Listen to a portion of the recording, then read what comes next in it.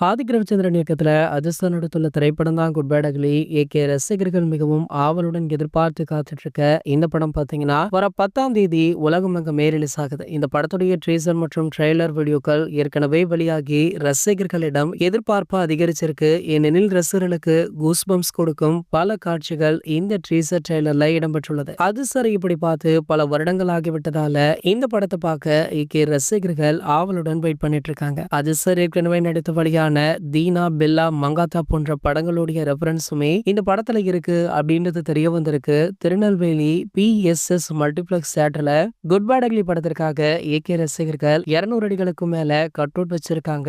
ஆனா அது சரிந்து விழுந்து விட்டது. அண்மையில இந்த வீடியோ பார்த்த பலருமே ரசிகர்களை எச்சரித்தாங்க.